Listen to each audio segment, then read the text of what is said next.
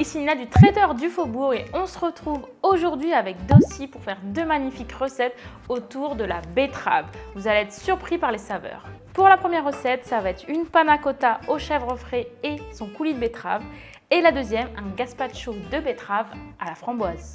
Pour notre recette de panna cotta à la betterave, on aura besoin pour le coulis de 200 g de betterave, 40 ml de crème fraîche et pour la crème du coup aux chèvres, on aura besoin de 3 feuilles de gélatine, 100 g de chèvre frais, 25 cl de crème fraîche, du sel, du poivre, 10 cl de lait et du vinaigre balsamique. On va commencer par préparer la crème aux chèvres. Donc vous allez mettre 3 feuilles de gélatine à ramollir dans de l'eau fraîche. Je ne dis que pas avec mes ongles. On va venir mettre la gélatine de côté pour qu'elle ramollisse. En attendant, on va faire bouillir la crème fraîche et le lait. 100 g de lait.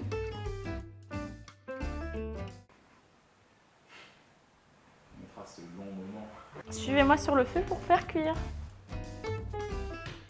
Le lait frémit, il faut vite l'enlever du feu, sinon ça va déborder. Maintenant que le lait est monté en température, on va pouvoir ajouter le chèvre, bien mélanger. On va venir ajouter nos feuilles de gélatine bien ramollies. Venez ajouter du sel et du poivre. Maintenant que la gélatine est bien incorporée, vous pouvez ajouter du sel et du poivre à votre convenance.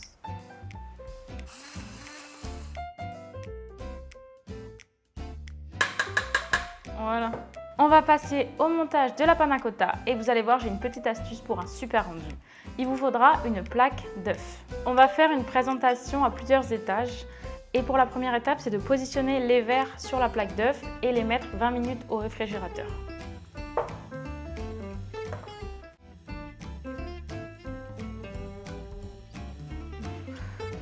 Voilà, on sera bien couché. On va les mettre au congélateur pour que cette première partie prenne et durcisse pour pouvoir rajouter la suite. Assistant, il y a de la vaisselle. Pendant que les verrines sont en train de prendre au congélateur, on va réserver de côté la crème qui nous reste et on va venir faire le coulis de betterave. Pour ça, on va se munir d'un robot mixeur pour pouvoir venir mixer le coulis. Vous allez venir égoutter les betteraves. On n'aura besoin que seulement 200 g. Le reste, on va garder pour l'autre recette. La technique pour égoutter une boîte sans passoire.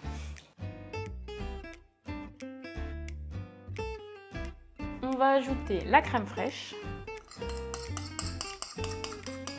une cuillère à soupe de vinaigre balsamique, du sel et du poivre.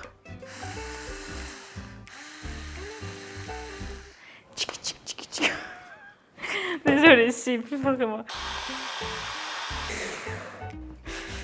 Et voilà notre coulis assez onctueux et épais. Si vous voulez une texture un peu plus liquide, vous pouvez rajouter un peu de crème ou du lait. Pour la deuxième partie de la panna cotta, on va venir ajouter 2 cuillères à soupe de notre coulis dans la crème qui nous reste et on va venir l'ajouter dans les verrines. Comme ça, on aura une couche blanche, une couche rosée et le coulis par-dessus bien rouge.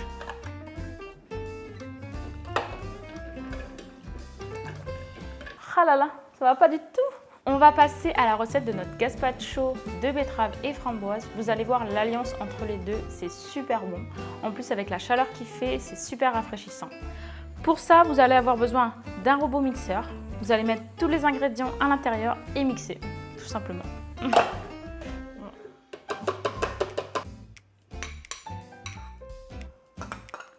On va ajouter du sel et du poivre et une demi-cuillère à soupe de vinaigre balsamique. Et voilà. C'est magnifique, hein?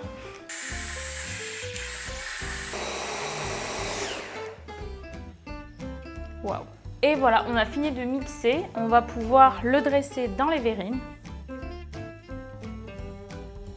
Vous pouvez servir le gazpacho en verrine ou avec des pâtes, ça se mariera très bien.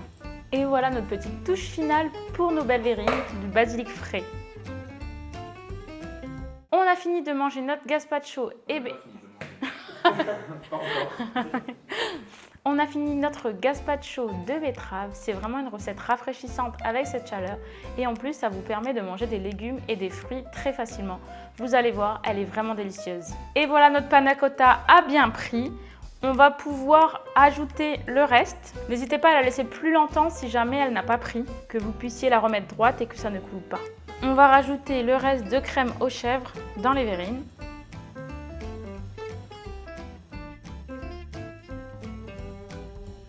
On va remettre au congélateur une dizaine de minutes les panna cotta pour que ça fige. Nos verrines ont bien pris au congélateur, on va pouvoir ajouter le coulis. Et après, notre recette sera terminée.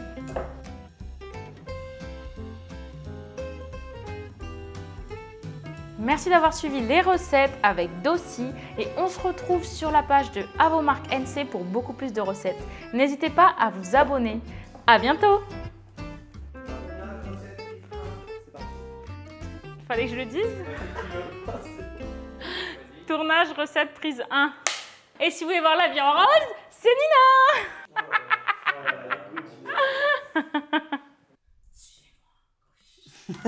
Wouh! Faut que je bouge, moi!